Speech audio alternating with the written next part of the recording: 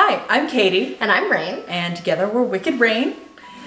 Today we're going to be doing a video on how to take accurate measurements. Maybe you're making your own clothing, maybe you're into cosplay, maybe you commissioned us to make you something. But the important thing for all of that is to get it to fit correctly, you need your measurements to be done correctly. And part of getting that fit correctly is wearing the correct attire when you're getting your measurements done. I'm gonna be getting measured today, so I have on just a tank top and some leggings that I'll be getting my measurements in. Another thing that's important is wearing the correct undergarments. You wanna wear what you're gonna be wearing underneath your costume. So if you're wearing a push-up bra, you should be wearing that push-up bra. Or if you're gonna be in period attire, make sure you're wearing the corset that you're gonna be wearing when you're in your costume.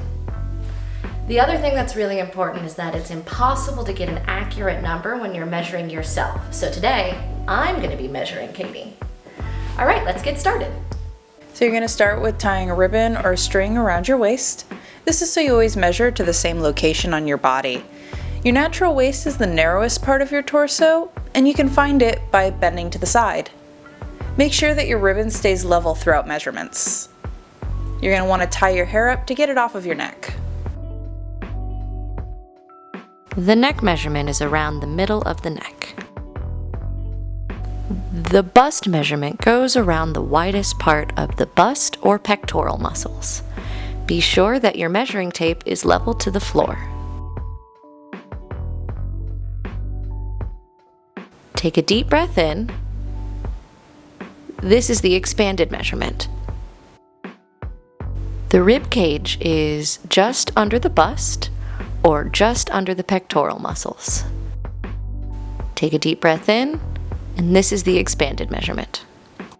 Measure the waist around your ribbon or string. You'll sometimes need to move your arms out of the way. Try to keep them relaxed as much as possible for the measurement. The upper hip is along where the hip bones are. This one is very tricky to keep level. Before you remove your tape, put a finger at your measurement point. Then measure down from your waist. This is the upper hip height. The lower hip is around the fullest part of the hip and buttocks. You should be sure to always look straight ahead when getting measured. When you look down, it can change the measurement. Just like with the upper hip height, the lower hip height is from the waist to the point where you measured. Bust point to bust point is measuring the distance between the apex of the breast. Bust point to rib cage is straight down from the apex to the underbust. Shoulder to bust point is from the center of the shoulder straight down to the bust point. Front width is from one armpit to the other across the front. Front neck to waist is from the base of the neck down to the waist tape. Back width is armpit to armpit across the back. Back neck to waist goes from the base of the neck in the back down to the waist tape. Girth is measuring the length of the torso. I have Katie hold the tape at the base of the neck of the front and move the tape through her legs to the back. Remember, keep looking straight ahead. Follow the swell of the back, continue all the way up.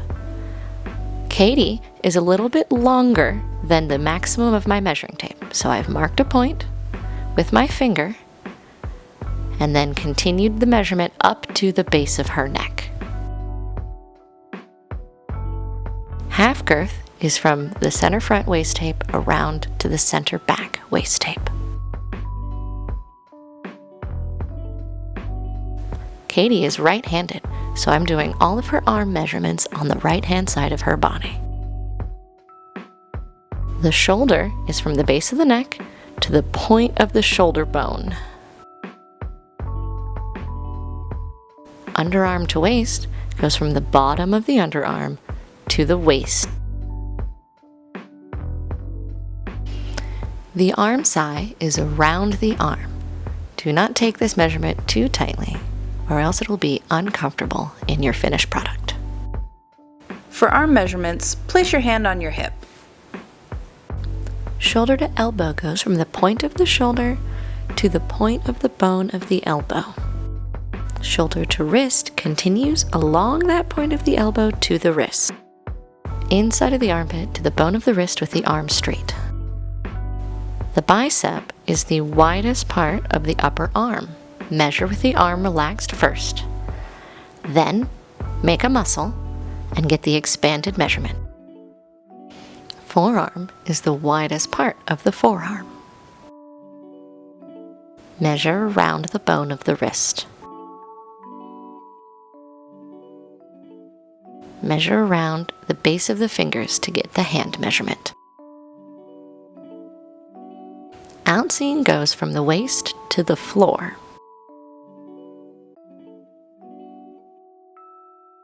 Waist to knee goes to the middle of the kneecap.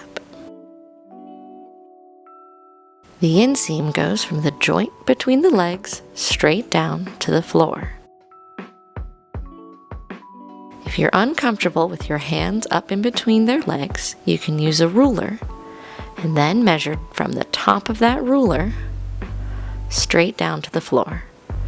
Try to keep both the ruler and the measuring tape as square as possible.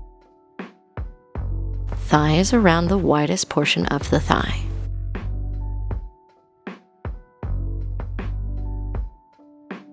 Measure around the center of the kneecap. Mark the point of the knee measure with your finger at the back of your leg, then measure straight down to the floor. The under knee is the only measurement that won't be level. Go from under the kneecap over the swell of the calf. Once again, measure from the back, from that measurement straight to the floor. Calf is measured around the widest portion of the calf muscle. Measure from that point down to the floor to get the calf height. Measure around the narrowest portion of the ankle. Head circumference is for hats.